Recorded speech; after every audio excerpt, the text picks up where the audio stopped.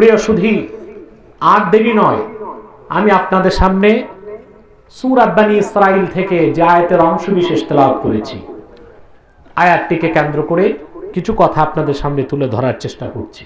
আমার সঙ্গে আপনারা পড়ুন, যেন প্রতিটি অক্ষরে নূর আল্লাহ তাআলা আমাদের সিনায় প্রস্ফুটিত করে দেন। বলুন আল্লাহুম্মা আমিন। قُلْ أَعُوذُ بِاللَّهِ مِنَ الشَّيْطَانِ الرَّجِيمِ بِسْمِ اللَّهِ الرَّحْمَنِ الرَّحِيمِ وَقَضَى رَبُّكَ أَلَّا تَعْبُدُوا إِلَّا إِيَّاهُ وَبِالْوَالِدَيْنِ إِحْسَانًا صدق الله العظيم قرون صدق الله العظيم وصدق رسوله النبي الحبيب الكريم ونحن على ذلك من الشاهدين والشاكرين والحمد لله رب العالمين। কুরআন কারীমে আল্লাহ পাক তার হাবিব মুহাম্মদ সাল্লাল্লাহু আলাইহি ওয়াসাল্লামকে খেতাব করে বলেন, ওয়াকাদা রাব্বুক, আই আমার রব্বুক, ফাররাদা রাব্বুক, মুহাম্মদ সাল্লাল্লাহু আলাইহি ওয়াসাল্লাম আপনার রব বিধান করেছেন, আইন করেছেন, হুকুম করেছেন, আল্লাহ তা'বুদু ইল্লা ইয়্যাহ, আপনি বলে দেন মানব জাতিকে তোমরা একমাত্র আল্লাহর ইবাদত করবে, অন্য কারো ইবাদত করবে না। এটা প্রথম হুকুম। দ্বিতীয় হুকুম, ওয়াবিল ওয়ালিদাইনি ইহসানা, আর পিতামাতার সাথে সদাচরণ করবে, উত্তম ব্যবহার করবে, তাদের লালন পালন করবে, তাদের সম্মান করবে, শ্রদ্ধা করবে, তাদের প্রতিপালন করবে। সুবহানাল্লাহ। কয়টি হুকুম? জোরে বলতে হবে। আল্লাহ তাআলা ফরজ করেছেন আল্লাহর ইবাদত, রবের ইবাদত। ইবাদত হবে কার? জোরে বলতে হবে। রবের। আল্লাহর অনেক বড় পরিচয় রব। বড় পরিচয় কি? কত বড় পরিচয় আমি একটু পরে বলছি। তার আগে যে কথাটি বলতে হবে, যে পৃথিবীতে আমরা জন্ম নিলাম, ঠিক কিনা? সংসার করি, জীবনযাপন করি, এক সময় মৃত্যুর মাধ্যমে আমাদের ইহলীলা সাঙ্গ হয়ে যায়, দুনিয়ার জীবন পরিসমাপ্ত হয়। এটাই কি শেষ, না তারপর আরেকটা কিছু শুরু হয়? ওই জীবনটির নাম কি? আখিরাত। জোরে বলেন। মুমিন বিশ্বাসী আর কাফের অবিশ্বাসীর মধ্যে মূল পার্থক্য জীবন দর্শনে। কাফের বা অবিশ্বাসী যারা, তারা ইহজাগতিক। মুমিন এবং বিশ্বাসী হচ্ছে পরজাগতিক। যারা ইহজাগতিক তারা হয় ভোগবাদী, তারা হয় বস্তুবাদী, তারা হয় নিরপেক্ষ, ধর্মহীন, নাস্তিক। পরকালের কোনো বোধ বিশ্বাস তাদের থাকে না। তাদের সমস্ত জীবনের কর্মকাণ্ডের মূল হচ্ছে দুনিয়ায় শুরু, তারা মনে করে দুনিয়ায় শেষ। পরজীবনকে তারা বিশ্বাস করে না। এই জীবন দর্শন কাদের? এক কথায় বলেন অবিশ্বাসীদের। কাদের? আল্লাহ পাক তাদেরকে তিরস্কার করে প্রশ্ন করেছেন কোরআনে, আফাহাসিবতুম আন্নামা খালাকনাকুম আবাসান ওয়া আন্নাকুম ইলাইনা লা তুরজাউন। প্রশ্নকার, আফাহাসিবতুম আই জানান্তুম, তোমরা কি ধারণা করেছো কাফের, নাস্তিক, অবিশ্বাসীরা, আন্নামা খালাকনাকুম আবাসা, তোমাদেরকে আমি সৃষ্টি করেছি অনর্থ, ওয়া আন্নাকুম ইলাইনা লা তুরজাউন, আর তোমরা মৃত্যুর পর আবার জিন্দা করব আমি, আমার কাছে প্রত্যাবর্তন করবে না, এটাই কি তোমাদের বিশ্বাস? এই বিশ্বাস কাদের? অবিশ্বাসীদের। কাদের?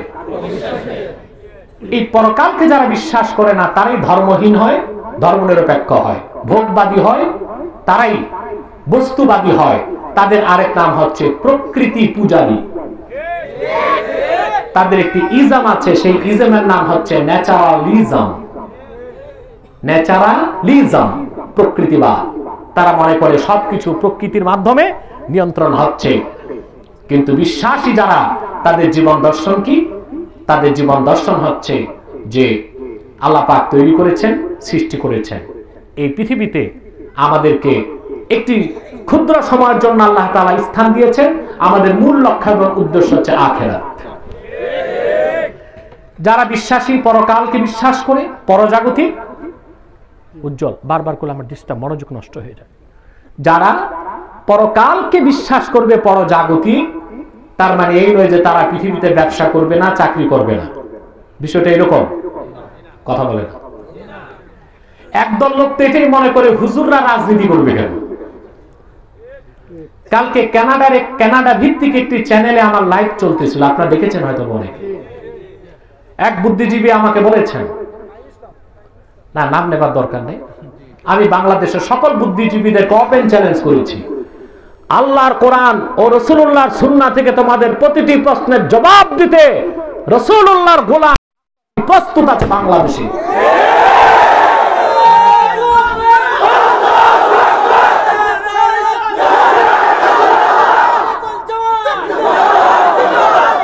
কোথায় বসবা বসো, কিন্তু এমন জায়গায় নিয়ে যায় ওলামায়ে কেরামকে, তাদের গণ্ডির মধ্যে সব তারা বেচারা আলেম অসহায় এতিমের মতো একা পড়ে যায়। সঞ্চালক বা সঞ্চালিকা ওইটা ওই দলের। আর আপনারা জানেন চোরে চোরে মাসতুতু ভাই, সব এক হয়ে যায়, আলেমকে বেকায়দায় ফেলে দেয়। কিসে ফেলে দেয়? এমন জায়গায় আলেমদের যাওয়া উচিত নয়, ঠিক কিনা? আমি কালকে আমার বক্তব্যে বলেছি, ফাদার অফ ডেমোক্রেসি যাকে বলা হয়, গণতন্ত্রের জনক, তার নাম হচ্ছে প্লেটো। গণতন্ত্রের উপর সে একটা বই লিখেছে, দ্য রিপাবলিকান। তার ছাত্র অ্যারিস্টটল গণতন্ত্রকে আরেকটু এক্সপান্ড করেছে। সে একটা বই লিখেছে গণতন্ত্রের উপর, দ্য পলিটিক্স। সেজন্য রাজনীতির নামই হয়ে গেছে গ্রিক শব্দ থেকে পলিটিক্স। নাম কি হয়ে গেছে? অ্যারিস্টটল তার রাজনীতির বইটি লিখেছে, রাজনীতি করতে পারবে না, রাজনীতির সাথে সম্পর্ক নাই দুই দলের, এক দেবতা আর এক পশু।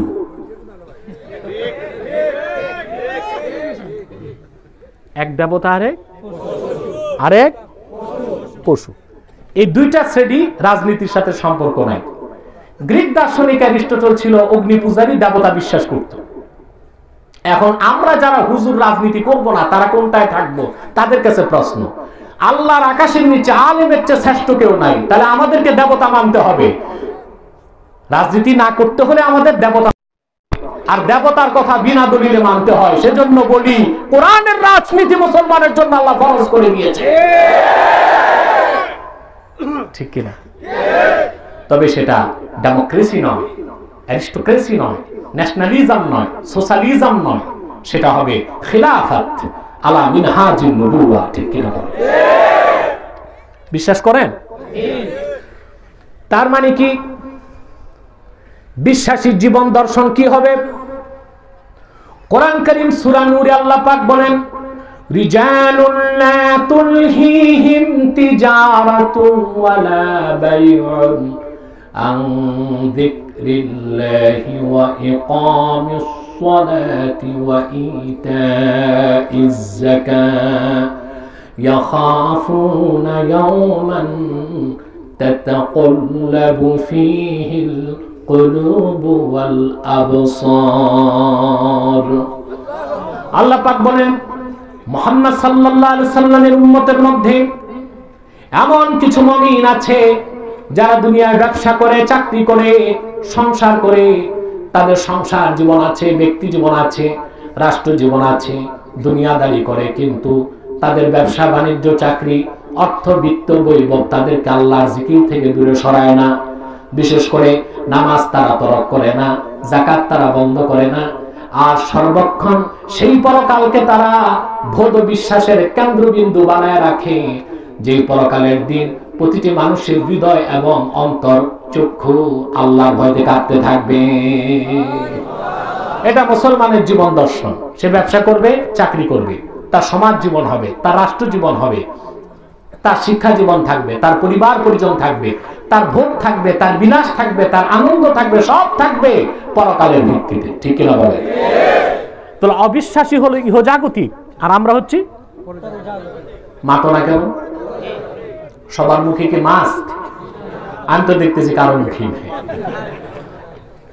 হ্যাঁ, কথা বলে না, কষ্ট হচ্ছে তো মাতো না কেন? বুঝি না কি বললো? মাত্রাম আরেকটা শিখছি।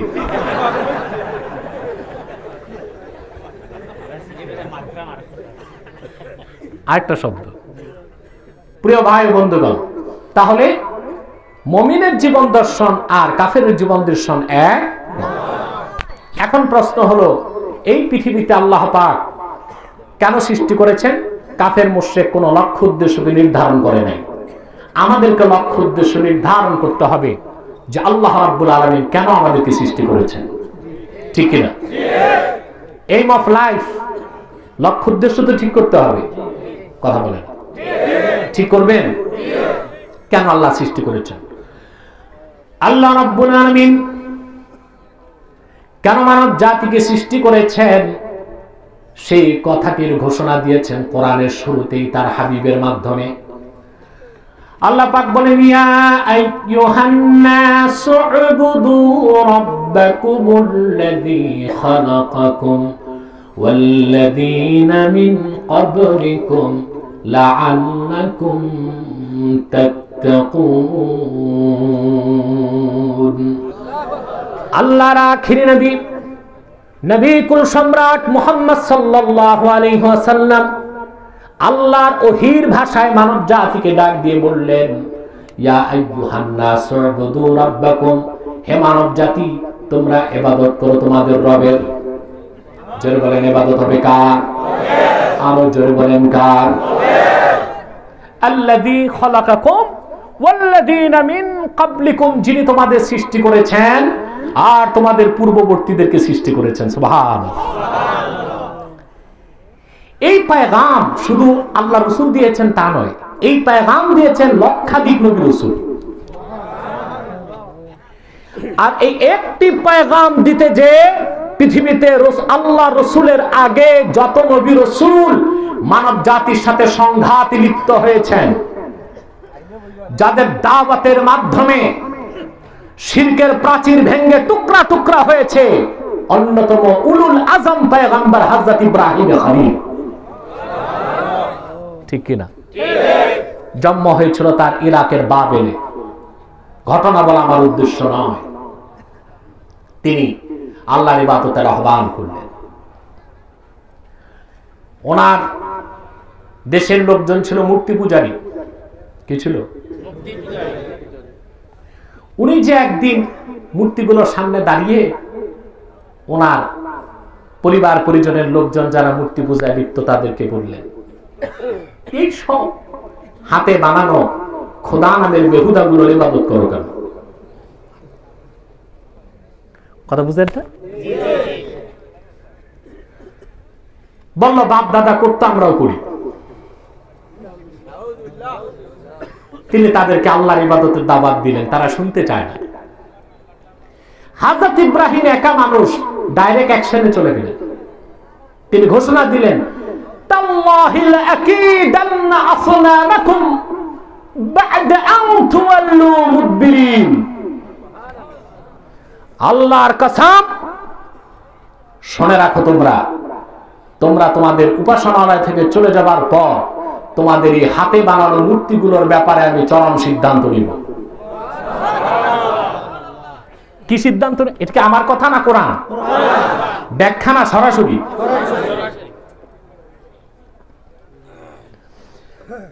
তারপরে আল্লাহ পাক বলেন, মূর্তি পূজারীরা যখন চলে গেল, হযরত ইব্রাহিম কি করলেন? শক্ত একটি কুঠার হাতে নিয়ে প্রতিটা মূর্তির মাথা নাক কান ভাঙতে লাগলেন। আল্লাহ পাক বলেন ফাজআলাহুম জুদাদা, তিনি প্রত্যেকটা মূর্তিকে ভেঙে টুকরা টুকরা করে দিলেন। ইল্লা কাবীরান লাহুম লাআল্লাহুম ইলাইহি ইয়ারজিউন, শুধু বড় একটাকে রেখে দিয়েছেন, বড় একটাকে রেখে দিয়েছেন যেন মূর্তি পূজারীদেরকে হেদায়েত করার আরেকটা সুযোগ থাকে। চতুর্দিকে সর পড়ে গেল। কে করেছে এই কাজ? আমাদের খোদাগুলোকে নাক মুখ ভাঙ্গা টুকরা টুকরা করে মাটির সাথে মিশাই দিয়েছে। এই কাজ করলো তাকে। লোকজন বলল, একটা যুবক আছে আমাদের দেশে, ইউকালু লাহু ইব্রাহিম, তার ইব্রাহিম বলে ডাকা হয়। এই ছেলেটাই করতে পারে, কারণ একমাত্র আমাদের দেশে এই যুবকটাই মূর্তি পূজার বিরোধিতা করে, আমাদের কল্পিত দেবতাগুলোকে গালিগালাজ করে। হযরত ইব্রাহিমকে ডাকা হলো, কে করেছে এই কাজ? তিনি বললেন বাল ফাআলাহু কাবীর, এটার মধ্যে বড় যেটা এটাই করছে। কে করছে? সবচেয়ে বড় মূর্তিটার নাকের মধ্যে তিনি যে কুড়াল ছিল, কুঠারি, এটা টাঙ্গাই দিছে। এখন ওরাই বলতে লাগলো যে কে করছে? বড় বড়টাই করছে। আমি বলেন নাই, আমি করি নাই, তাও বলেন নাই, এটা তাওরিয়া।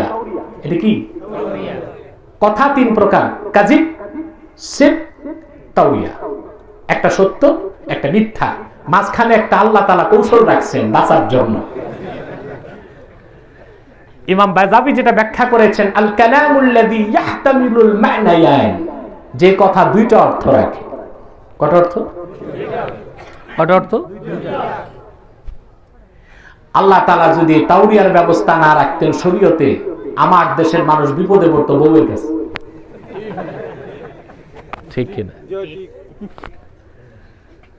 অনেকে দুইটা বিয়ে করে বিপদে পড়ে যায়, আর দুই স্ত্রীর কাছে তাকে তাওরিয়া করতে হয়। কি করতে হয়? কারণ আমাদের দেশের লোক দুইটা বউ পালার উপযুক্ত না। টাকা আছে, বডি ফিটনেস নাই, 50 বছর হলেই তো চিৎকার হয়ে যায়। দুই বউ রাখে কেমন করে? আবার যার বডি ফিটনেস আছে ওর টাকা নেই। ছোট বউয়ের কাছে যে মাসের পর মাস থাকে, বড়টার খোঁজ নেয় না। আমাদের দেশে বুড়া মানুষ একটা কথা প্রচলন করছে, যত বড় বিয়ে করো দোজাহানের কামিয়াবি হাসিল করো। আলেমরা শিখিয়েছে যে 4 বিয়ে সুন্নাত। এটা কোন কিতাবে আছে 4 বিয়ে সুন্নাত? বরং এই কথা বলাও সুন্নতের অবমাননা। ঠিক কিনা বলে? কোথাও নেই কথা 4 বিয়ে সুন্নাত। আমাদের দেশের বুড়া মানুষ বিয়ে করার জন্য এই কথাটা বের করছে। আর আমি দেখেছি নিকাহ, বিয়ে এমন এক নিয়ামত আল্লাহর পক্ষ থেকে। 80 বছরের বুড়া প্যারালাইজড, বিয়ের কথা শুনলে একটা মুচকি হাসি। ঠিক কিনা? আল্লাহ তাআলা সকল যুবককে বিয়ে করার তৌফিক দান করুন। বাংলাদেশে সবচেয়ে বড় মরণ ব্যাধি এখন ধর্ষণ। ঠিক কিনা? ধর্ষণ বিরোধী বক্তব্যে আমি বলেছিলাম, আপনারা মিডিয়াতে দেখেছেন, ধর্ষণ মুক্ত বাংলাদেশ গড়তে হলে ইংরেজদের প্রণীত ভুল আইনকে ফেলে দিতে হবে, আল্লাহর কোরআনের কাছে ফিরে আসতে হবে। ধর্ষকের শাস্তি কোরআন দিয়েছে মৃত্যুদণ্ড। আজ সারা বাংলাদেশে ধর্ষকের মৃত্যুদণ্ডের দাবি উঠেছে। দেরিতে হলেও তো কোরআনের কথায় ফিরে আসতেই হয়। ঠিক কিনা? দ্বিতীয়, আমি বলেছি, জানি না কথাটা আবার কেউ রাষ্ট্রদ্রোহিতার গন্ধ খুঁজে কিনা, আমি সমাধানের জন্য বলছি। সেটা হলো, বিয়ের বয়স হলে ছেলে মেয়েকে বিয়ের সুযোগ দিতে হবে। আমাদের দেশে বয়সের বাইন্ডিং। ঠিক কিনা?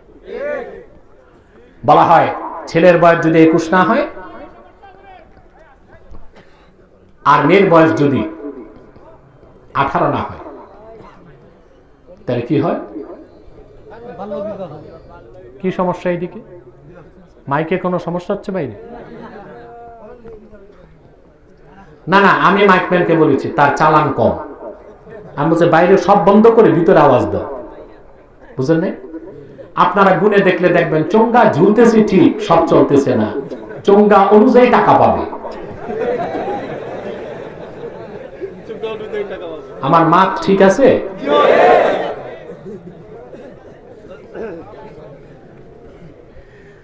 প্রিয় ভাই বন্ধুগণ, কথা শুনতেছেন?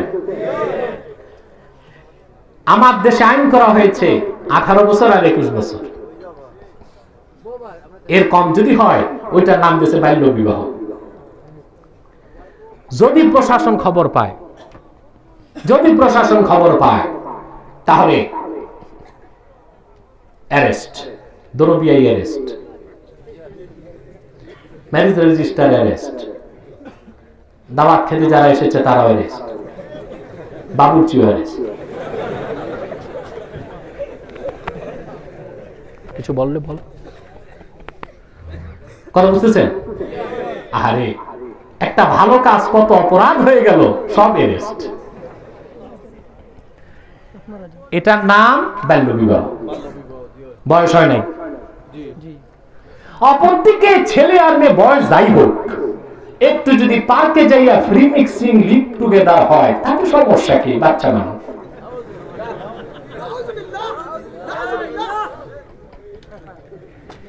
বিয়ের মতো পবিত্র কাজকে আইন করে বানালাম নাজায়েজ, ঠিক কিনা? আর জেনার মতো নাজায়েজ কাজকে আইন করে বানাইলাম জায়েজ। এইরকম ইংরেজদের ত্রুটিপূর্ণ আইন যতদিন বাংলাদেশে থাকবে, ধর্ষণ মুক্ত বাংলাদেশ গঠন করা সম্ভব হবে না। ধর্ষণ মুক্ত, সন্ত্রাস মুক্ত বাংলাদেশ যদি করতে হয়, আল্লাহর কোরআনের কাছেই ফিরে আসতে হবে, মুসলমানের কোনো বিকল্প নাই। ঠিক কিনা বলে? এর কোনো বিকল্প নাই। আমার প্রিয় ভাই ও বন্ধুগণ, সাংবাদিক বজ্ঞা,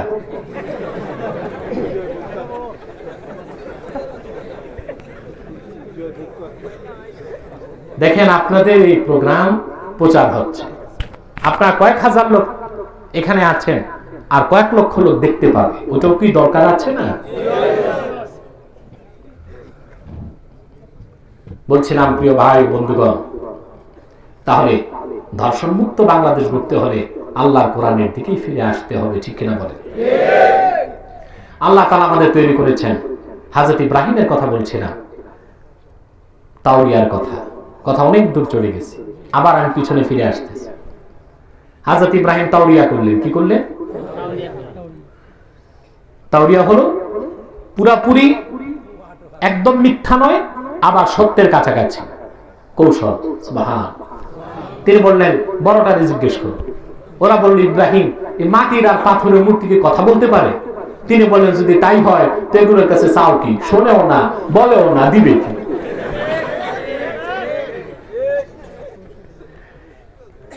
এবার কমের যারা গেলিগুলি তারা বললো আসলে জুলুম তো আমরা নিজেরা নিজেদের উপর করেছি। ইব্রাহিমই তো ঠিক বলছে। তারপরে কি হলো আপনারা জানেন, ঘটনা খুব খাটো করে দিচ্ছি। আল্লাহর ইবাদতের পেগাম দিতে যে হযরত ইব্রাহিমের জন্য শাস্তি নির্ধারণ করা হলো। পাপিষ্ঠ নমরুদ স্বৈরাচার তার মন্ত্রী পরিষদ ডাকলো। যে যুবকটি এত বড় ধৃষ্টতা দেখালো, আমাদের প্রতিমা, দেব দেবী আর মূর্তিগুলোকে ভেঙে টুকরা টুকরা করে দিয়েছে, তার ব্যাপারে সিদ্ধান্ত কি হবে?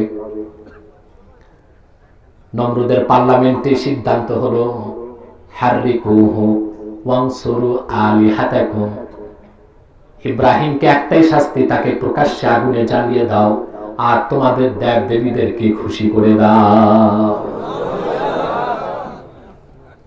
বিশাল আগুনের কুণ্ডলী নির্মাণ করা হলো, দাও দাও করে আগুন জ্বলছে। ইব্রাহিম আলাইহিস সালামকে আগুনে নিক্ষেপ করা হবে। কাছে যাওয়া সম্ভব হয় না, আগুনের তেজ বেশি। কাসাসুল কোরআন ইবনে কাসির লিখেছেন, নমরুদের দেশে এক ইঞ্জিনিয়ার ছিল, প্রকৌশলী। ওর নাম এসেছে তাফসিরে হুজান, কিনা? সে একটি যন্ত্র তৈরি করলো হযরত ইব্রাহিমকে যেন সহজে আগুনে ফেলা যায়। আমাদের দেশে অনেক আলোচক বলেন চরক গাছ, এরকম কথা কিতাবে নেই। কিতাবে এসেছে মিন জানিক, কিনা? যার বহু বচন মাজানিক, এটা বাংলা হবে কাঠের কামান। এটা কি? কাঠের এক প্রকার ক্ষেপণাস্ত্র ধরতে পারে। হযরত ইব্রাহিমকে সেখানে বসানো হলো, আগুনের কুণ্ডলে প্রস্তুত। নমরুদ মুশরিকদেরকে নিয়ে তাকিয়ে আছে। হযরত ইব্রাহিম তাওহীদের প্রতিষ্ঠাকারী, ঘোষণাকারী, আল্লাহর ইবাদতের আহ্বানকারী। ইব্রাহিম আগুনে দাও দাও করে জ্বলবে আর তারা দেখে মজা নিবে। হযরত ইব্রাহিমের হাত পা বাঁধা, মিনজানিক কাঠের কামানের হাতলের মধ্যে তারা বসানো রাখা হয়েছে। আমার আল্লাহ পাক জিবরিলকে পাঠিয়ে দিলেন। মনে রাখবেন, উলামায়ে কেরামকে নসিহত করছি, আপনি যত বেশি তাওহীদ, রিসালাত, খতমে নবুয়তের পক্ষে কথা বলবেন, কাজ করবেন, আল্লাহর দ্বীনের শত্রুরা তত বেশি আঘাত করার চেষ্টা করবে।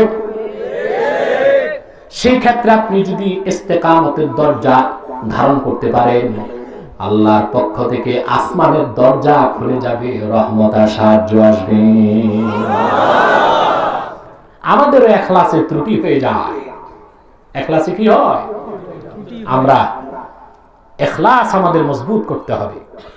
উলামায়ে কেরাম কখনো যেন কোনো কাজ এই জন্য না করে যে কোন দল জিতবে কোন দল ঠকবে। আলেমদের কাজ দালালি নয়, আলেমদের কাজ হবে দ্বীন প্রতিষ্ঠা করা। কথা যেই দলের পক্ষে যাক আর যেই দলের বিপক্ষে যাক, এটা আমার নাজারিয়া, এটা আমার মানহাজ। উলামায়ে কেরাম হবে দল নিরপেক্ষ, শুধু আল্লাহর দ্বীনের পক্ষে। যাকে যা বলা দরকার তাই বলতে হবে, কোরআন সুন্নাহর পক্ষে যা বলার তা বলতে হবে। কে লাভবান হবে, কে ক্ষতিগ্রস্ত হবে, তা দেখার সুযোগ আলেমের নাই। সত্যিকার আলেম তা দেখার প্রয়োজন অনুভব করে না, ঠিক কিনা?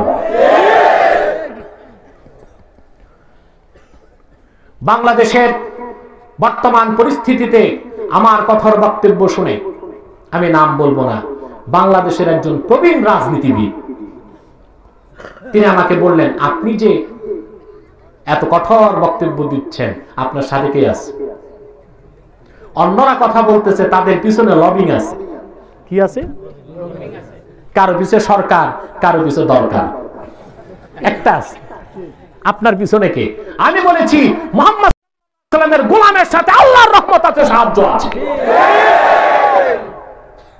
আর আমার প্রাণ প্রিয় সংগঠন তাহরিকে খাতমে নবুয়ত বাংলাদেশের কর্মীরা আছে। আলহামদুলিল্লাহ। হযরত ইব্রাহিম লোহার কামানে বসানো হলো, আগুন জ্বলছে দাও দাও করে। জিবরিল চলে আসছে, এবার ওনার পরীক্ষা। সুবহান। হযরত জিবরিল এসে ইব্রাহিম খলিলকে বললেন, ইব্রাহিম, আপনি দেখতে পাচ্ছেন কয়েক মুহূর্ত পর আপনি আগুনে যাবেন। আপনাকে সাহায্য করার মতো কোনো মানুষ ইরাকের বাবেলে কোথাও নাই। সব নমরুদের পক্ষে, সব মূর্তি পূজার পক্ষে, সব শিরকের পক্ষে। আলাকা হাজাতুন ইয়া ইব্রাহিম, যদি আপনার সাহায্যের প্রয়োজন থাকে, আমি জিবরিল, আমাকে বলতে পারেন। আওয়াজটা ছোট হয়ে গেল। প্রশ্ন করলেন কে? আলাকা হাজাতুন ইয়া ইব্রাহিম, প্রয়োজন থাকলে বলেন। আমাকে আল্লাহ যে ক্ষমতা দিয়েছেন, আমার 600 পাখা, ঝাপটা একটা দিলে নমরুদ তার গোষ্ঠী সহ তাক্তা সারা মাটির তলায় চলে যাবে। বলেন কোন প্রয়োজন আছে কিনা? হযরত ইব্রাহিম বললেন, জিবরিল, আমার তো সাহায্যের প্রয়োজন আছে, কিন্তু তোমার কাছে আমার পাল্টা প্রশ্ন, হাজাতুন ইলাইকা আও ইলাল্লাহ, সেই প্রয়োজন পূরণের জন্য সাহায্য কি তোমার কাছে চাইবো না মালিক আল্লাহর কাছে চাইবো? পরীক্ষায় পাস না ফেল? জোরে বলতে হবে সুবহানাল্লাহ। এমনিতেই কি আল্লাহ তাআলা জাতির পিতা বানাইছেন হযরত ইব্রাহিমকে? আমরা হযরত ইব্রাহিমের সন্তান, ঠিক কিনা বলে? ইব্রাহিমের সন্তানদের সম্পর্ক কোনদিন শিরকের সাথে কুফরের সাথে হতে পারে না। সংস্কৃতির নামে, চেতনার নামে শিরকের সম্পর্ক ইব্রাহিমের উত্তরসূরিদের সাথে হতে পারে না, পারে না, পারে না।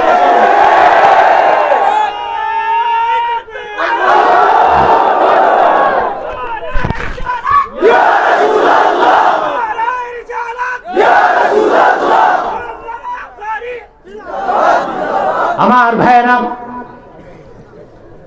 শুরু হয়ে গেল। আমার ভাইরা, হযরত ইব্রাহিম কাঠের কামানের মধ্যে বসা আছেন আর হযরত জিবরিলের সামনে দাঁড়িয়ে আছেন। তিনি বললেন, সাহায্যটা আমার তোমার কাছে নয়, আমি সাহায্য আল্লাহর কাছে চাই। কার কাছে? আল্লাহর কাছে। কাঠের কামান ঘুরতে লাগলো। ঘূর্ণন যখন চরম পর্যায়ে চলে গেল, রশি কেটে দেওয়া হলো। ছিটকে হযরত ইব্রাহিম আগুনের মধ্যে চলে গেলেন। বুখারী সাক্ষী, হযরত ইব্রাহিমের জিসিম মুবারক আগুন স্পর্শ করার আগে হযরত ইব্রাহিম আল্লাহকে ডেকে ডেকে পড়তে লাগলেন, হাসবিয়াল্লাহু ওয়া নি'মাল ওয়াকিল, নি'মাল মাওলা ওয়া নি'মান নাসির। আগুনের গর্ভে তিনি চলে গেলেন। ঘটনা বলা আমার উদ্দেশ্য নয়। তাবারিখে তাবারিতে এসেছে, একটি রাওয়ায়াতে 3 দিন, একটি রাওয়ায়াতে 7 দিন, একটি রাওয়ায়াতে 40 দিন। অধিক সংখ্যকের মতে 7 দিন। 7 দিন পর তিনি আগুনের কুণ্ডলী থেকে বেরিয়ে আসলেন। আগুনে দেওয়ার পর হযরত ইব্রাহিমের অবস্থা কি হলো তা দেখার জন্য আজার, নাম শুনছেন না? কোরআনের কারিমে তার নাম এসেছে। আজার প্রাসাদের ছাদ থেকে তাকায় দেখে আগুনের লেলিহান শিখা, কিন্তু তার নিচে সবুজ সুসজ্জিত একটি গুলিস্তান, বাগান, একটি কানন। হযরত ইব্রাহিম সেখানে ঘুরছেন, সুবহানাল্লাহ, আনন্দ করছেন। আফসোস করে আজার বলল, নি'মার রাব্বু রাব্বুকা ইয়া ইব্রাহিম। সত্যি ইব্রাহিম, বুঝতে পারি নাই আগে, সত্যি তোমার রব যিনি আল্লাহ, যার ইবাদতের আহ্বান তিনি করো, তুমি করো, তিনি সর্বোত্তম রব, তিনি ছাড়া আর কোনো রব হতে পারে না। সুবহানাল্লাহ। আমি একটি ছোট্ট দৃষ্টান্ত দিলাম। আল্লাহর পক্ষ থেকে যত নবী এসেছেন, যত রাসূল এসেছেন, প্রত্যেকেই মানুষকে আল্লাহর ইবাদতের দাওয়াত দিয়েছেন। সেজন্য আল্লাহ পাক আখিরি নবী নূর নবী মুহাম্মদ সাল্লাল্লাহু আলাইহি সাল্লামকে হুকুম করেছেন, ওয়া কাদা রাব্বুকা আল্লা তা'বুদু ইল্লা ইয়্যাহ। মুহাম্মদ সাল্লাল্লাহু আলাইহি সাল্লাম, আপনার রব আল্লাহ বিধান করেছেন, হুকুম করেছেন, ফরজ করেছেন, মানব জাতি তোমরা ইবাদত করবে একমাত্র আল্লাহ। ইবাদত হবে কার? আল্লাহ। এখন আসেন, ভালো করে বুঝেন। পূর্বের নবীগণ মানুষকে আল্লাহর ইবাদতের দাওয়াত দিয়েছেন। তাদের দাওয়াতটা ছিল আঞ্চলিক গণ্ডির মধ্যে সীমাবদ্ধ, কারণ পূর্বের প্রত্যেক নবী ছিলেন আঞ্চলিক। আর বিশ্ব নবী মুহাম্মদ সাল্লাল্লাহু আলাইহি সাল্লাম যে দাওয়াত দিয়েছেন, এটা সার্বজনীন। আর একটু জোরে বলেন সুবহানাল্লাহ। দাওয়াতটা রাসূলুল্লাহ যে দাওয়াত দিয়েছেন তা কি শুধু মুসলমানের জন্য না, গোটা মানব জাতির জন্য? জোরে বলেন, জোরে বলেন। পূর্বের নবী ছিলেন কি? আঞ্চলিক। এই জন্য তারা ডাক দিয়েছেন, হে সামুদ আর বনি ইসরাইল। এইভাবে ডেকে ডেকে নিজ সম্প্রদায়কে আল্লাহর ইবাদতের কথা বলেছেন। কিন্তু রাসূল করিম সাল্লাল্লাহু আলাইহি ওয়াসাল্লাম কি বলেছেন? হে কুরাইশ, কি বলেছেন? ইয়া আইয়ুহান নাসু উবুদু রাব্বাকুমুল্লাযী খালাকাকুম ওয়াল্লাযীনা মিন ক্বাবলিকুম লাআল্লাকুম তাত্তাকুন। হে মানব জাতি, উবুদু রাব্বাকুম, তোমরা তোমাদের রবের ইবাদত করো। এখন আসেন একটি জটিল প্রশ্নের উত্তর নেই। বাম পাশটা খুব ডিস্টার্ব হচ্ছে বারবার উঠানামার দ্বারা। আল্লাহর ওয়াস্তে একদম খামোশ, হয় বসেন নয় দাঁড়ান, মন চাইলে শুয়ে থাকেন, ডিস্টার্ব করবেন না। ভালো করে বুঝেন, আল্লাহর কোরআনের পক্ষে মৌলিক কথাগুলো যখন বলি আমরা, রাসূলুল্লাহর সুন্নাত থেকে ইসলামের মৌলিক কথা যখন বলি, তখন একদল বুদ্ধিজীবী আমাদেরকে অপবাদ দেয় আমরা মৌলবাদী, আবার বলে উগ্রবাদী। কালকের যে বুদ্ধিজীবী তাকে আমি বলেছিলাম ভার্চুয়াল কনফারেন্সে বিতর্কে যে আমি নিজেকে মৌলবাদী পরিচয় দিতে পছন্দ করি, তবে উগ্রবাদী না। মৌলবাদী আর উগ্রবাদী পার্থক্য আছে, এক না পার্থক্য আছে? আমি মৌলবাদী কিন্তু উগ্রবাদী না। মৌলবাদী মানে মূলে বিশ্বাসী, মৌলবাদী মানে আবার বলে ধর্মান্ধ। আপনারা কি জানি না, আমি নিজেকে পরিচয় দিই আমি ধর্মান্ধ। ধর্মান্ধ মানে অন্ধভাবে চোখ বন্ধ করে ধর্মকে যে বিশ্বাস করে সে ধর্মান্ধ। আমরা কোরআন হাদিসকে বিনা দলিল বিশ্বাস করি, চোখ বন্ধ করে। তাহলে আমরা কি ধর্মান্ধ? আমরা কি ধর্মান্ধ? আমার দৃষ্টিতে যারা চোখ বন্ধ করে বিজ্ঞানের কথা বিশ্বাস করে তারা হচ্ছে বিজ্ঞান অন্ধ। তারা কি? বিজ্ঞানের কিছু কথা আছে না গাঁজাখুরি, যেমন ডারউইন বলে গেছে দা থিওরি অফ এভলিউশনে, বিবর্তনবাদে মানুষের অরিজিন হচ্ছে মানব। নাউজুবিল্লাহ, বানর থেকে মানুষ। সারা দুনিয়ার বিজ্ঞানীদের ইজমা কি জানেন? ইজমা, আমাদের ইজমা আছে না, বিজ্ঞানীদের ইজমা আছে। সারা দুনিয়ার বিজ্ঞানীগণ ইজমা করেছে ডারউইনের মতের বিপক্ষে। তারা বলেছে the theory of evolution is not a scientific fact but it is thesis of Charles Darwin. It is nothing but a thesis of Charles Darwin. যে বিবর্তনবাদ কোনো বৈজ্ঞানিক প্রমাণিত বিষয় না, এটা চার্লস ডারউইনের একটি ধারণা ছাড়া কিছু না। লক্ষ লক্ষ বস্তুবাদীরা বিনা দলিলে চোখ বন্ধ করে গাঁজাখুরি মতবাদ বিশ্বাস করতেছে, বিবর্তনবাদকে। আমি বলবো তারা বিজ্ঞান অন্ধ। আমাদেরকে বলে কি ঠিকই তো আছে। আমরা কি কোরআন হাদিস মানতে যুক্তি খুঁজি? তবে আমরা বুক ভরা সাহস নিয়ে বলি, সারা দুনিয়ার জ্ঞানীগুণী একত্রিত হয়েও আল্লাহর কোরআনের একটি আয়াতের একটি শব্দের ভুল ধরার ক্ষমতা রাখে না। মহাসত্যের মানদণ্ডে উত্তীর্ণ 30 পারা কোরআন আর আমার নূর নবী সাল্লাল্লাহু আলাইহি ওয়াসাল্লামের সহিহ হাদিস। কিন্তু আমরা বিশ্বাস করার ক্ষেত্রে কোনো যুক্তি প্রমাণ চাই না, চোখ বন্ধ করে বিশ্বাস করি। ঠিক কিনা বলেন? চোখ বন্ধ করে বিশ্বাস করি, এই জন্য আমরা কি? কিন্তু নাস্তিকরা ধর্মান্ধ হবে কেমনে? যার চোখ আছে না সে বন্ধ করবে, যে কানা। আমাদের চোখ আছে, বন্ধ করি খুলি, এজন্য আমরা কি ধর্মান্ধ? ওদের তো চোখ নাই। নাস্তিকদের কি নাই? চোখ নাই, আছে যেটা ওটা তো কানা, এটা বন্ধ করার কিছু নাই। আমরা মৌলবাদী, তবে উগ্রবাদী নই। ঠিক না? বলা হয় আমরা সাম্প্রদায়িক, শিরক আর কুফরের বিরুদ্ধে কথা বললে সাম্প্রদায়িক। হ্যাঁ, আমরা সাম্প্রদায়িক নই, আমরাই অসাম্প্রদায়িক। সাম্প্রদায়িক সে হয় যে কোনো একটি সম্প্রদায়, আর যিনি সব সম্প্রদায়ের তিনি অসাম্প্রদায়িক। খ্রিস্টান একটি সম্প্রদায়ের ধর্ম, ইহুদি একটি সম্প্রদায়ের ধর্ম, বৌদ্ধ একটি সম্প্রদায়ের ধর্ম, হিন্দু একটি সম্প্রদায়ের ধর্ম। ইসলাম শুধু মুসলমানের জন্য আসে নাই, সব সম্প্রদায়ের। আল্লাহ যেমন সব সম্প্রদায়ের, মুহাম্মদ সাল্লাল্লাহু আলাইহি ওয়াসাল্লাম সব সম্প্রদায়ের, কোরআন সব সম্প্রদায়ের।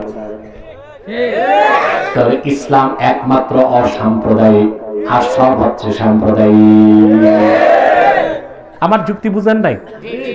হ্যাঁ, মনে রাখবেন আপনারা, আমি বলে দিই, জন্মসূত্রে আল্লাহর হাবিব মুহাম্মদ সাল্লাল্লাহু আলাইহি ওয়াসাল্লামের এই গোলামের একটা ঘাট টেরা, শুধু কাফের মুশরিক আর নাস্তিকদের শায়েস্তা করার জন্য। এটা আমি সোজা করতে চাই না, কারণ ইটের জবাব তো পাক্কেল হইতে হবে। ঠিক কিনা? চুপ থাকতে থাকতে তো পিঠ দেওয়ালে ঠেকে যাচ্ছে, আর পিছে যাওয়ার জায়গা নাই। এবার মুসলমানকে সামনেই বাড়তে হবে। তবে কাউকে আমরা আক্রোশ করব না, সবার জন্য হেদায়েত চাইব, কোরআনের মহান আদর্শ তুলে ধরব। চুপ থাকার নাম তো হিকমত নয়, চুপ থাকে যে সে বোবা শয়তান। চুপ থাকে যে সে কি না হিকমত? কথা বলে না, বোবা শয়তান, ঠিক কিনা? আমরা বোবা শয়তান হব না, বাবা শয়তান হব না, আমরা হব দাঈউল্লাহ। আল্লাহ যেন কবুল করে বলেন আল্লাহ। তাহলে প্রত্যেকটা ধর্ম সাম্প্রদায়িক, ইসলাম কথা বলেন অসাম্প্রদায়িক, এটা সব সম্প্রদায়ের জন্য। মুসলমান তো সাম্প্রদায়িক হতে পারে না, মুসলমান অসাম্প্রদায়িক। তার কারণ আল্লাহ কোরআনে বলেছেন, কুনতুম খায়রা উম্মাতিন উখরিজাত লিন-নাস তা'মুরুনা বিল মারুফি ওয়া তানহাউনা আনিল মুনকার। উম্মতে মুহাম্মাদি, তোমরা শ্রেষ্ঠ জাতি। উখরিজাত লিন-নাস আই আখরাজাকুমুল্লাহু লিনাফইন নাস, গোটা বিশ্ব মানবতার কল্যাণে আল্লাহ তোমাদের বের করেছেন। যারা মুসলমানের কথা মানবে তারা হেদায়েত পেয়ে যাবে, ঠিক না? মুসলমান শুধু মুসলমানের জন্য না, সারা দুনিয়ার জন্য। মুসলমানকে আল্লাহ এই জমিনের, এই ভূপৃষ্ঠের প্রোপাইটার বানায় দিয়েছে। এই জমিনে সবকিছুর কর্তৃত্ব আর নেতৃত্ব দিবে উম্মতে মুহাম্মাদি। এটা আমার আল্লাহ হুকুম, এটা বিধান, এটাই আল্লাহ তাআলার মানসা, ঠিক কিনা বল? এখন যে আমাদের বিপর্যস্ত অবস্থা, এটা হচ্ছে সাময়িক। এটা কি কথা বলেন? একজন লোক 80 বছর নামাজ পড়ে জ্বরে 1 মাস নামাজ পড়তে পারে নাই, তার মানে সে বেনামাজি না। 1924 সালে তুর্কি খেলাফত নষ্ট করা হয়েছে, তারপর থেকে পৃথিবীতে খেলাফতের দাবি করে আসছে মুসলমান। মনে রাখবেন, পূর্বাকাশে সূর্য উদিত হয়ে পশ্চিমে যেভাবে ডুবে, আবার সারা দুনিয়ায় আল্লাহর কোরআনের বিধান মোতাবেক খেলাফত প্রতিষ্ঠিত হবে ইনশাআল্লাহ। কারণ সমাজবাদ, পুঁজিবাদ পৃথিবীর মানুষকে মুক্তির কোনো ব্যবস্থা দিতে পারে না। তাহলে আমরা কি সাম্প্রদায়িক না অসাম্প্রদায়িক? আমাদের ইসলাম সব সম্প্রদায়ের জন্য, ঠিক কিনা বলেন? আমার ভাইয়েরা, সেজন্য নূর নবী মুহাম্মদ সাল্লাল্লাহু আলাইহি ওয়াসাল্লাম আল্লাহর দ্বীনের দাওয়াত জানিয়েছেন আল্লাহর পক্ষ থেকে। নূর নবী মুহাম্মদ সাল্লাল্লাহু আলাইহি ওয়াসাল্লাম যে জীবন বিধান আল্লাহর পক্ষ থেকে এনেছেন, তা শুধু আরবদের জন্য নয়, অনারবের জন্য, পৃথিবীর সব মানুষের জন্য, প্রজার জন্য, রাজার জন্য, মন্ত্রীর জন্য, চাকরিজীবীর জন্য, ব্যবসায়ীর জন্য, সব মানুষের জন্য। বলেন সুবহানাল্লাহ।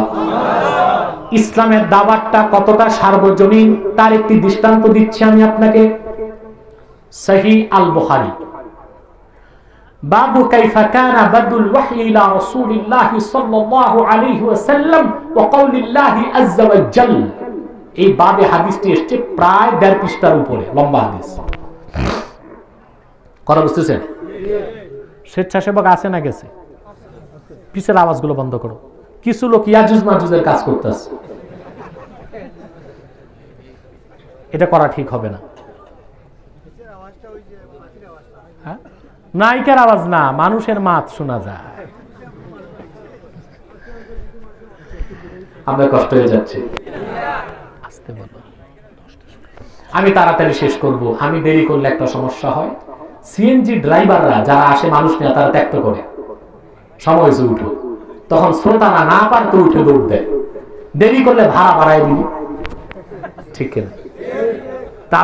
আজকে আপনারা সিএনজি, আমি দেখেছি অনেক সিএনজি এসেছে, তো সিএনজি কয়টা পর্যন্ত ভাড়া করছেন আমি জানি না, তবে একটু পরেই আমি বিদায় নিচ্ছি। অন্তত সে পর্যন্ত থাকতে হবে, 50 টাকা বাড়াই দিয়ে। পারবেন না ইনশাআল্লাহ? ড্রাইভার মনে একজন জি ঠিক করছে, হ্যাঁ, প্যাসেঞ্জার জি ঠিক আছে। প্রিয় ভাই বন্ধুগণ, সময় কত? অনেক অনেক রাত হয়ে গেছে। আমি খুব দ্রুত আপনাদেরকে বিষয়টি তুলে ধরছি আস্তে আস্তে। আমরা বিষয়টি শেষের দিকে যাচ্ছি আল্লাহর রহমতে। পুরা বিষয়টা বুঝে বাড়িতে গেলে লাভ আছে, কি বলেন? আল্লাহ রাসূল সাল্লাল্লাহু আলাইহি ওয়াসাল্লাম রোম সম্রাট বাদশা হেরাকল তাকে পত্র পাঠালেন। কি পাঠালেন? রোম সম্রাট কায়সার, তার নাম ছিল হেরাকল, বাদশা হেরাকল। বাংলাতে যাকে ইতিহাসে বলে হেরাক্লিয়াস, নাম শুনছেন না? রাসূল করিম সাল্লাল্লাহু আলাইহি ওয়াসাল্লামের সাহাবীগণের মধ্যে একজন ছিলেন দাহিয়া কালবি রাদিয়াল্লাহু তাআলা। পত্র লিখে রাসূলুল্লাহ তার কাছে দিলেন। তিনি পত্রটা পৌঁছালেন বুসরার যিনি শাসক তার কাছে। তিনি পত্রটি পৌঁছালেন আজিমুর রোম, রোম সম্রাটের কাছে। এই রোম কোন রোম আপনারা চিনেছেন? অনেকের ধারণা ইতালির রোম, না। অনেক আলোচক ভুলে কথাটা বলেন। কোরআনে যে রোম নামে সূরা এসেছে, যে রোমের কথা এসেছে, রাসূলুল্লাহ যে রোম শাসকের কাছে চিঠি দিয়েছেন, ইতালির রোম না। তখন তো ইতালি ছিল জঙ্গল, রোম ছিল কই? রোম ছিল জঙ্গল। বরং ইতালির রোমের পাশে একটা শহর ছিল পম্পেই। সেই শহরটা জানাবে বিচারের কারণে আল্লাহ তাআলা ধ্বংস করে দিয়েছেন 2500 বছর আগে। কিন্তু বর্তমান রোমের কোন অস্তিত্ব ছিল না। রোম বলতে আল্লাহ তাআলা কোন রোমের কথা বলেছেন? বিলাদুস শামের রাজধানীর কথা। বিলাদুস শাম শুনছেন না? শাম দেশ। এখন এই শাম দেশ কতটা ভাগ হয়েছে দেখেন। জর্ডান, সিরিয়া, লেবানন, ফিলিস্তিন, তুরস্ক, ইরাকের বড় অংশ, এই পুরাটার নাম ছিল বিলাদুস শাম। আর এই দেশের রাজধানীর নাম ছিল রোম। সম্রাটটা কত বড় সাম্রাজ্য সম্রাট ছিল এবার চিন্তা করেন। কথা বুঝতেছেন? রোম সম্রাট হেরাকালের কাছে রাসূলুল্লাহ চিঠি পাঠালেন। আল্লাহ রাসূল সাল্লাল্লাহু আলাইহি ওয়াসাল্লামের চিঠি মোবারকে কি লেখা ছিল তা কি শুনতে মন চায়? বলেন না। রাসূলুল্লাহর চিঠি শুরু ছিল বিসমিল্লাহির রহমানির রহিম মিন মুহাম্মাদিন আবদুল্লাহি ওয়া রাসূলিহি সাল্লাল্লাহু আলাইহি ওয়াসাল্লাম ইলা হিরাকানা আযীমির রোম। আমার নূর নবী সাল্লাল্লাহু আলাইহি ওয়াসাল্লামের লেখানো চিঠির এই ছিল ভাষা। শুরু করছে আল্লাহর নামে যিনি রহমান রহিম। পত্রটি যাচ্ছে আল্লাহর রাসূল ও আল্লাহর বান্দা মুহাম্মদ সাল্লাল্লাহু আলাইহি ওয়াসাল্লামের পক্ষ থেকে রোম সম্রাট হেরাকালের কাছে। তারপর আল্লাহ রাসূল চিঠিতে কি লিখালেন? কি লিখালেন তা কি জানতে মন চায়? কান পেতে শুনবেন। রাসূলুল্লাহ সেখানে লিখালেন পত্রে, আসলিম তাসলাম। আল্লাহু আকবার। আসলিম তাসলাম। তাসলাম একটা ইফআল থেকে আর একটা মুজারে থেকে, একটা বাব ইফআল থেকে। আসলিম তাসলাম, ইসলাম গ্রহণ করো, নিরাপদ হও দুনিয়াতে আখিরাতে। বলেন সুবহানাল্লাহ। এটার ব্যাখ্যা হলো তুমি যদি ইসলাম গ্রহণ করো, দুনিয়াতে তোমার রাজত্ব অবিচল থাকবে, আখিরাতের রাজত্ব আল্লাহ তোমাকে দিবেন।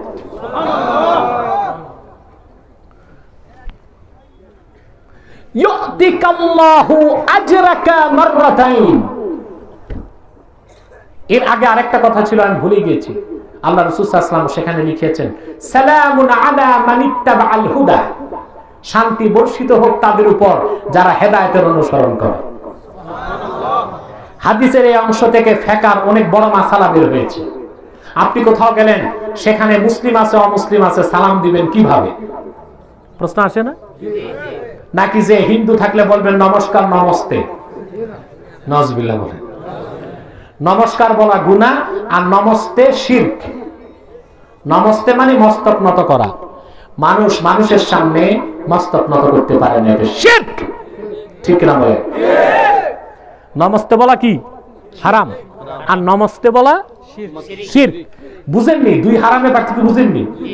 কিছু মৌলবী বের হয়েছে বাংলাদেশে, রেডিমেড মৌলবী, যারা শিরকের পক্ষ নিয়েছে, যারা বলেছে দেশে তো কতই হারাম আছে, একটা হারামের বুঝে পড়ছো কেন? বলছে না? বলছে। এসব হচ্ছে হালুয়া রুটি খাওয়া মৌলবী। এরা আবার আমাদেরকে ইবাদত করলেই হবে না। ইবাদতের দাবি কি? আপনি নামাজ পড়বেন, আবার যে মাজারে সাজদা করবেন। তাহলে ইবাদতে শিরক ঢুকে গেল। কি ঢুকে গেল? ভালো করে বুঝেন। আমি অনেক কথা বুঝাচ্ছি আর অনেক কথা বুঝার জন্য রেখে যাচ্ছি, বুঝতেছেন? কান খোলা আছে? কথা বলেন। এ মাথার কান না মনের কান? অনেকে তো রুমাল দিয়ে ঢেকে রাখছে কান, শীত না পড়তেই কম্বলে ঢুকছে। ইবাদত করলেই হবে না ইবাদত হবে শিরক মুক্ত? ওয়ালা নুশরিকা বিহি শাইআ, একমাত্র ইবাদত করব আমরা আল্লাহর, আল্লাহর সঙ্গে কোন ব্যক্তি বা বস্তুকে শরীক করব না। ওয়ালা ইয়াত্তাখিদা বা'দুনা বা'দান আরবাবাম মিন দুনিল্লাহ, আর আমরা পরস্পর মানুষ হয়ে অন্য মানুষকে আল্লাহকে বাদ দিয়ে রব বানাবো না। কয়টা কথা? কথা বলেন। এটা হলো ইবাদতের মূল ভিত্তি, মনে থাকবে। তাহলে আজকে আমার তাফসীরের বিষয় কি ছিল? ওয়াকাদা রাব্বুকা আল্লা তা'বুদু ইল্লা ইয়্যাহ, আল্লাহ হুকুম করেছেন একমাত্র ইবাদত হবে কার? আল্লাহ। ইবাদত আমরা কার করব? আল্লাহ। শিরক যুক্ত না শিরক মুক্ত? চলো বলেন, রাজি আছেন? রাজি আছেন? এবার দ্বিতীয় নির্দেশটা বলে